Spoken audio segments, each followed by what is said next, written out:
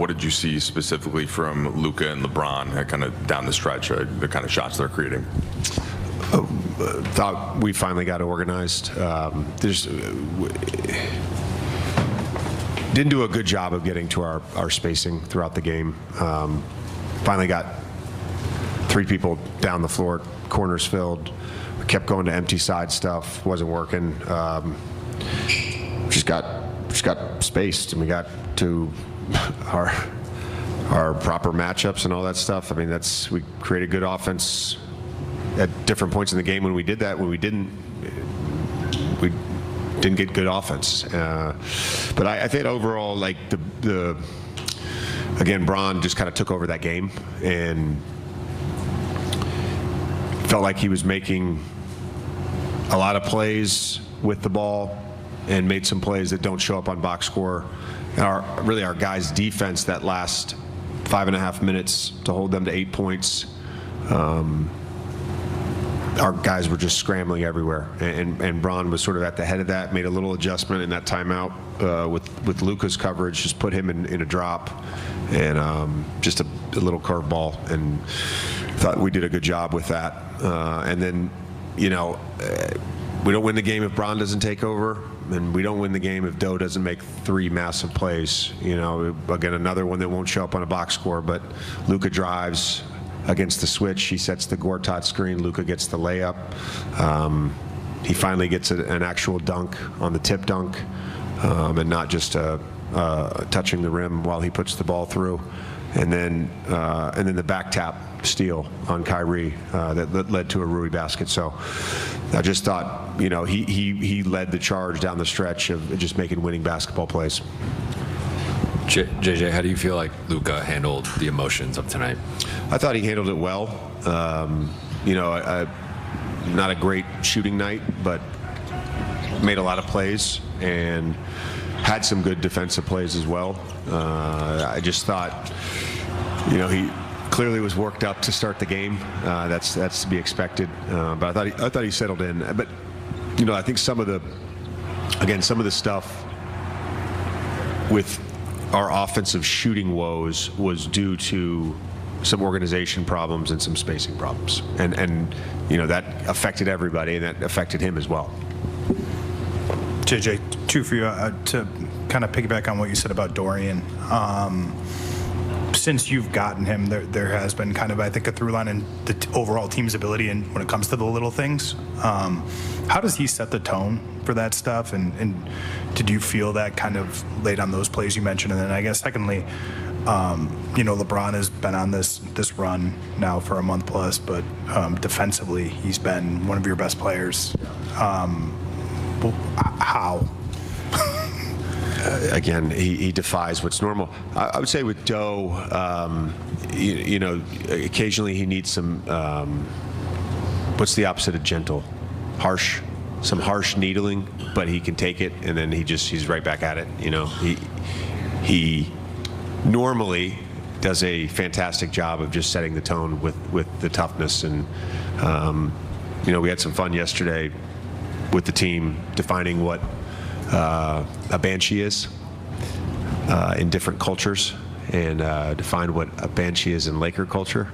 And I think, Doe's a banshee. He leads that charge for us and sets the tone with winning basketball plays.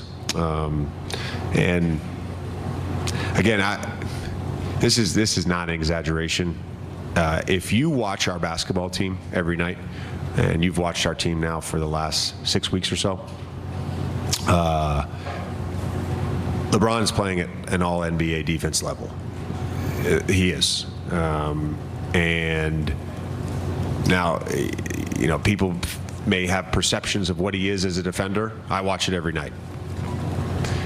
He doesn't get scored on in isolation if teams do try to target him. He blows plays up. He's always in the right position, shifting, recovering.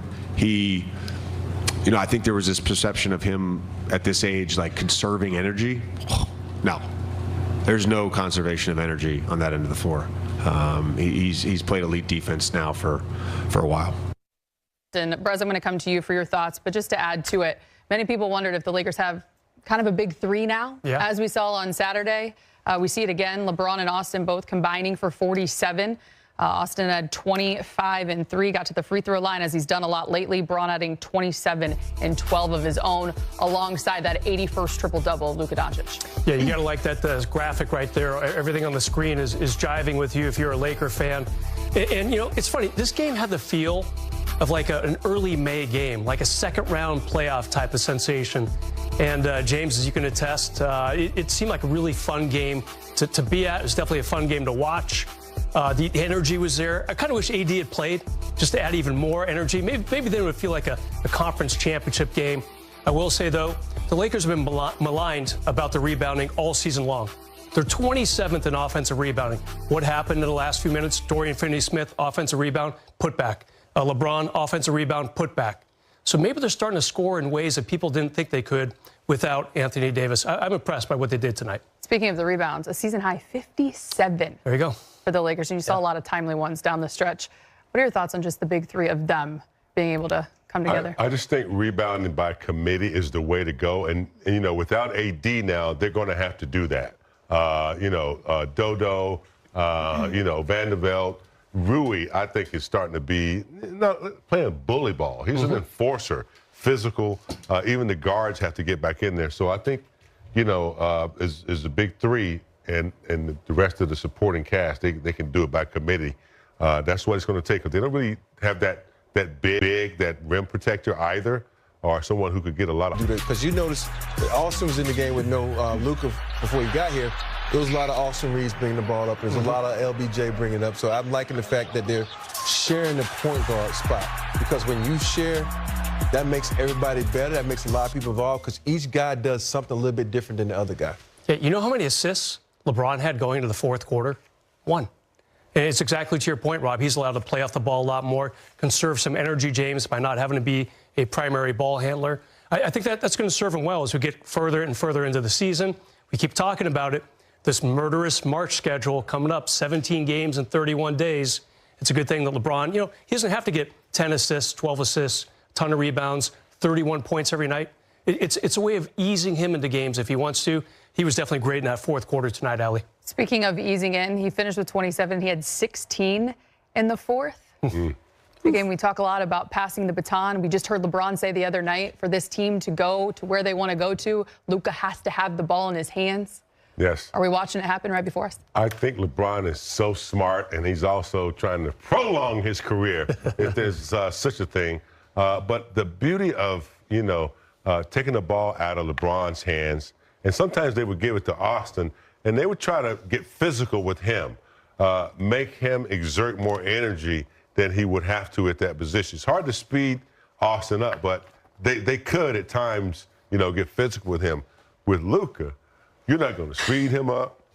He's going to take a big, deep breath, and it's good for the rest of the team to get settled because he's going to take his time.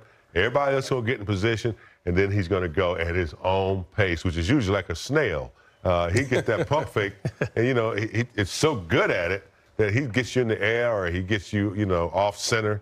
And next thing you know, he's just waltzing in for something easy or making a dynamic pass or something. So it's good that with Luka having the ball, you can just decompress. Can't speed him up. I'm a little upset at the Các bạn vừa xem xong video phân tích của chúng tôi. Sau đây sẽ là video hướng dẫn cách làm một cái lì xì hình chữ thỏ của chúng tôi. Bây giờ các bạn cùng tôi thực hiện cách làm nhé.